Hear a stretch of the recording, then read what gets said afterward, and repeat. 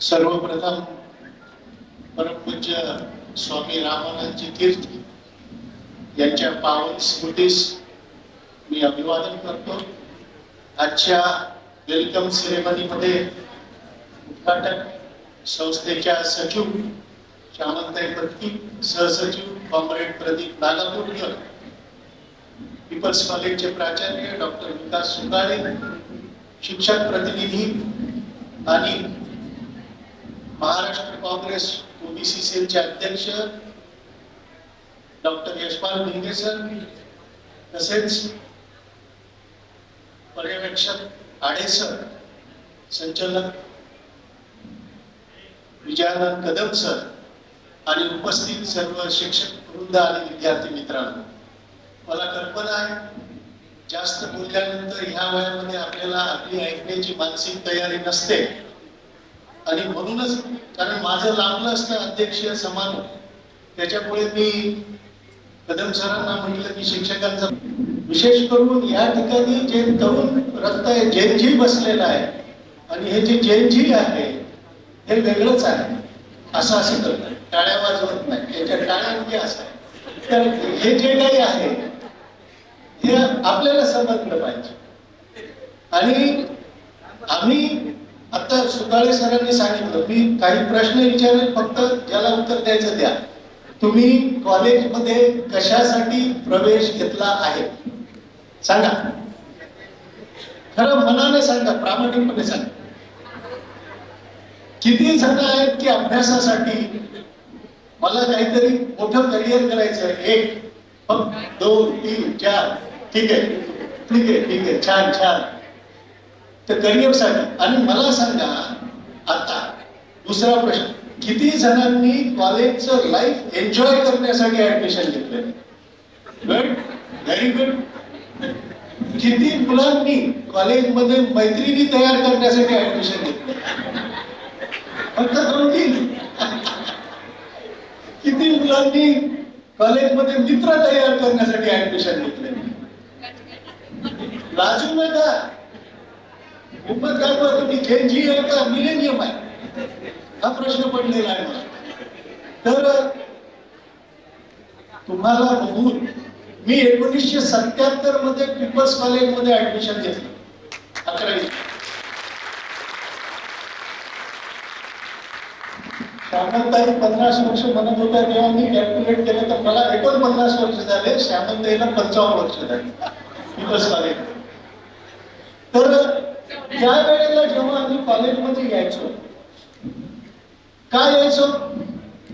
एक, शिकण्यासाठी, दुसरं वर्गातल्या मुलींचं दर्शन घेण्यासाठी।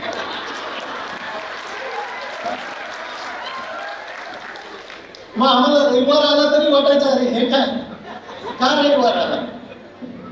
कारण हे पहा, प्रत्येकाला मुलींना मुलं आवडतात, मुलांना मुली आवडतात, ह्याच्यात गैर काहीच नाही। ह्या वयामध्ये असं जर होत नसेल तर डॉक्टरकडे जा आणि तपासून घ्या। तर हे खूप महत्वाचं आहे आपल्याला। म्हणून कॉलेजमध्ये मी प्रिन्सिपल सरांना सांगितलं, मुक्तपणे मुला मुलींना फिरू द्या, बागडू द्या, फक्त चारित्र्याचं जपन करा। पाय घसरला की संपलं, त्यामुळे पाय घसरणार नाही याची काळजी घ्या, बाकी सगळं करा।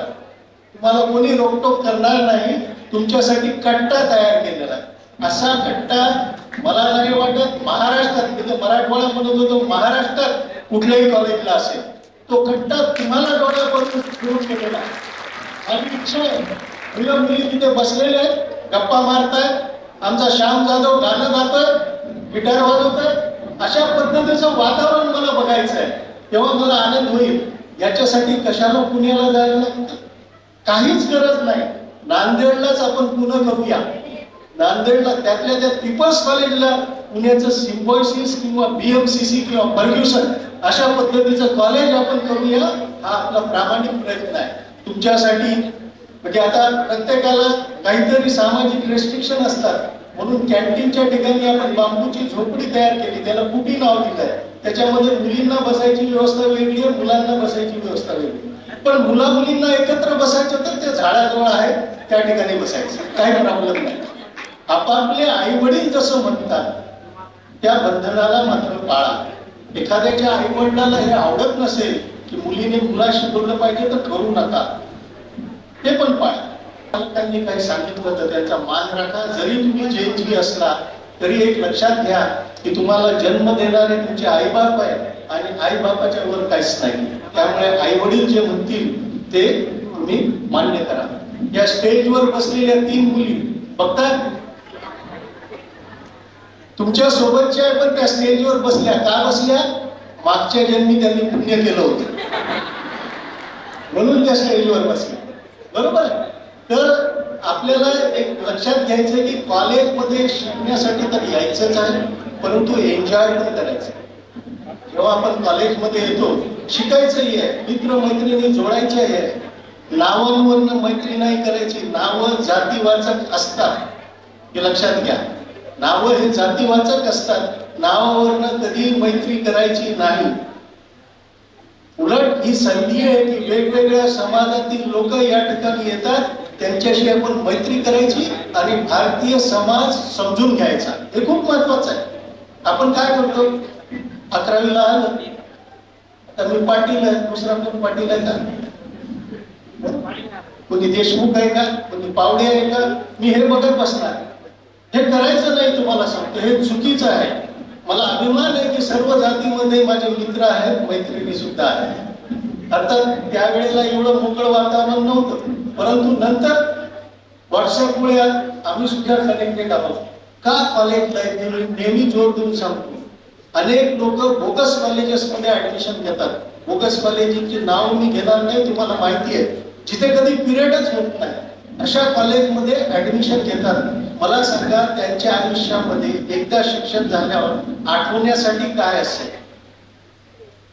नॉस्टॅल्जिया आपण म्हणतो, म्हणजे जुन्या आठवणीमुळे दरीवरून येणं, ते होऊच शकत नाही, कारण त्यांना त्या आठवणीच नाही, तो चॅप्टरच नाही. कॉलेज नावाचा चॅप्टरच त्यांच्या आयुष्यामध्ये आला नाही. तर ही चूक तुम्ही करू नका. नुसतं ऍडमिशन घेऊन घरी बसू नका, कॉलेजला या. कॉलेजमध्ये आपण आता स्वतःचं स्वरूप बदलण्याचा निर्णय घेतलेला आहे. आपण सगळे डे साजरे करणार आहे, रोज डे पण करणार आहे, साडी डे पण करणार आहे, वादळ डे पण करणार आहे, सगळे डे, राखी डे पण करणार. तर असे सगळे डे आपण साजरे करणार आहे. त्याच्यानंतर मी मागे जाहीर केलं की रील्स, सर्वात चांगली रील जो करेल त्याला माझ्याकडून 5,000 रुपयाचं बक्षीस पहिलं कॉलेजवर करायचं आहे. दुसऱ्या बक्षीसला सुकाळे सर 3,000 देतील आणि तिसऱ्या बक्षीसला भिंगे सर 2,000 देतील. तर अशा पद्धतीने 3 बक्षीस आपण या ठिकाणी जाहीर केलेले की best reel of peoples college. त्याच्यामध्ये कल्पकता तुमची असली पाहिजे, त्याच्यात शिक्षकही आले पाहिजे, विद्यार्थी आले पाहिजे आणि परिसरही आला पाहिजे. हे का करायचं तुम्हाला सांगू का? तुम्हाला माहिती आहे का, तुम्ही आई वडिलांवर बोज होऊ नका. जेव्हा लोक कार खरेदीला जातात तेव्हा रील्स तयार करतात, इंस्टावर टाकतात, फेसबुकवर टाकतात. 5,000 रुपये मिळतात, माहितीये? 5,000 रुपये. तर एका महिन्याला 1 रील मिळाली तरी बस झाली तुम्हाला तुमचा खर्च भागवण्यासाठी. तर अशा पद्धतीने आपण अर्निंगचा विचार केला पाहिजे. याच्यासाठी रील्स मेकिंगची कॉम्पिटिशन, त्यानंतर कराओके सॉंगची कॉम्पिटिशन, ती पण आपण घेणार आहे. त्याला बक्षीस नंतर जाहीर करतील प्रिन्सिपल, मी सध्या करत नाही. तर हे अशा पद्धतीने वेगवेगळ्या गोष्टी करायच्या. नाटक बसवायची आपल्याला, नाट्य संस्कृती. आपले माजी प्राचार्य दत्ता भगत सर हे नाट्य संमेलनाचे अध्यक्ष होते. म्हणजे एवढी मोठी गोष्ट आपल्या कॉलेजमध्ये घडून गेलेली आहे. साहित्यामध्ये नरहर कुरुंदकरांमुळे पीपल्स कॉलेज पूर्ण महाराष्ट्रातला माहिती होतं. कविता केल्या पाहिजे. कविता तुम्हाला माहिती आहे, मी कवी आहे. मी कसा कवी झालो? ही आपली पीपल्स कॉलेजची लायब्ररी आहे, हे आमचे गायकवाड सर असतात. तर त्या ठिकाणी तेव्हा जयस्वाल सर असायचे. त्यावेळेला माझा एक मित्र, तो जिच्यावर मरत होता ती पोरगी तिथे होती. आता बघा, मी माझ्या मैत्रिणीसाठी नाही केली कविता, मला तिथे पहिली कविता सुचली. काय होती माहितीये? त्या पोरीचं नाव होतं जागृती. पहिली कविता कशी सुचली? अगये जागृती, दे मला संमती, नाहीतर माझी होईल अधोगती. तर अशा पद्धतीने कविता सुचण्यासाठी प्रेम असावं लागतं किंवा दुःख असावं लागतं. या दोन गोष्टी ज्याच्याकडे नाही तो कवीच होऊ शकत नाही. हे पण तितकंच महत्वाचं. प्रेमातनं कविता फुलते, दुःखातनं कविता रुजते, हे खूप महत्वाचं आहे. आणि त्याच्यासाठी कवी मन असावं लागतं. तुम्ही यमक जुळवायला शिका. खूपसूरत नावाचा सिनेमा, जुना रेखाचा सिनेमा कधी पाहायला मिळाला तर बघा. त्यामध्ये ते अख्खं कुटुंब यमकामध्ये बोलत असतं, तिच्यातनं कविता तयार होत असतात. तर कविता अशा तयार होतात. आता तुमच्यासाठी जास्त प्रबोधन करत नाही, आमच्या श्यामलताईंनी तसं ते सांगितलेलंच आहे. फक्त आजचा हा प्रसंग असा आहे की अनेक स्वप्न घेऊन तुम्ही या ठिकाणी महाविद्यालयात ऍडमिशन घेतलेलं आहे. त्यासाठी 4 ओळी.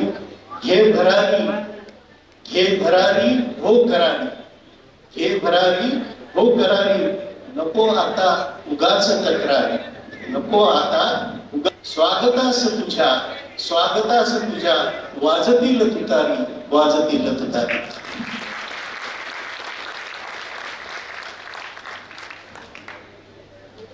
आता साधारणतः बघा उचकी लागते, मलाही उचकी लागते. मग मला वाटतं माझ्या बायकोला आठवण केली असेल का तर ती शक्यता कमी असते. मग मी विचार करतो की कोणत्या मैत्रिणीने कॉलेजची आठवण केली असेल. आणि 1-2दा तर असं झालं की उचकी लागली आणि नंतर फोन पण आला त्या मैत्रिणी. तर त्या उचकीवर एक केलेलं तयार हिंदीमध्ये, क्या उसके ख्यालों में हम अब भी आते होंगे. आता मी 64 वर्षात. क्या उसके ख्यालों में हम अब भी आते होंगे, प्यार भरे नगमे क्या अब भी वो गाते होंगे, प्यार भरे नगमे क्या अब भी वो गाते होंगे.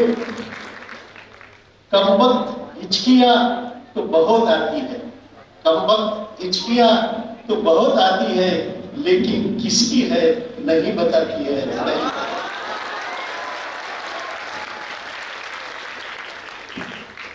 आणि साधारणतः आपल्यात जेव्हा विकृष्ट येतं त्याच्यावर एक छोटस कविता आहे, तेवढंच. आणि नंतर 2 आहेत ते म्हणून मी थांबतो. बाकी उपदेश आता तुम्हाला नाही, कारण आपला देश भारत देश. ये दुनिया तो खत्म हो जाएगी एक दिन. म्हणजे जेव्हा आपला वाद होतो ना, एकमेकाशी आपण बोलत नसतो. ये दुनिया तो खत्म हो जाएगी एक दिन, सबूत जब मिल जाएगा उस दिन, सबूत जब मिल जाएगा. काहीतरी कारण असतं, वितुष्ट येतं. तर सबूत जब मिल जाएगा उस दिन, सबूत ही जोड़ेगा दरारों को, सबूत ही जोड़ेगा दरारों को, मित्र को और परिवारों को, मित्र को और परिवारों को. वो सुबह जरूर आएगी, वो सुबह जरूर आएगी, जिंदगी में बदलाव लाएगी. वो सुबह जरूर आएगी, जिंदगी में बदलाव लाएगी.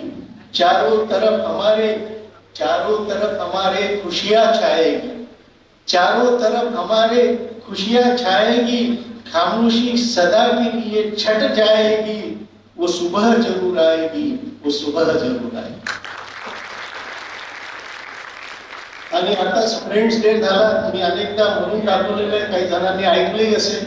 परंतु नवीन विद्यार्थ्यांसाठी दोस्तीवर, मत बढ़ाओ दुश्मनी को इस हद तक, मत बढ़ाओ दुश्मनी को इस हद तक कि एक भी दोस्त न रह जाए कल तक, कि एक भी दोस्त न रह जाए कल तक.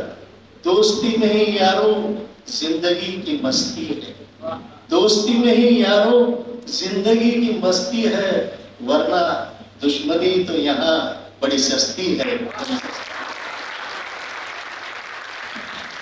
आणि आता तुम्हाला आवडणार त्याच्याने मी समारोप करतोय. ते माझं दुःख त्या वयात होतं जेव्हा मी तुमच्या वयात होतो, आता नाहीये. परंतु तो शेर लिहिलेला पुण्यामध्ये जात होतो, त्यावेळेला ऍडमिटच्या करता जात होतो. आणि रस्त्यामध्ये त्यावेळेला मी तो शेर म्हटलेला आहे आणि सुचलेला आहे की लिहून बोलले. न मैंने किसी से प्यार किया, न मैंने किसी से प्यार किया, न किसी ने मुझसे, न मैंने किसी से प्यार किया, न किसी ने मुझसे, मैं तो जिंदा हूं सिर्फ इसी गम से कि कोई तो प्यार करे मुझसे. तर हा जो कवी तुमच्या समोर उभा आहे हे पीपल्स कॉलेजची देण आहे एवढं लक्षात ठेवा.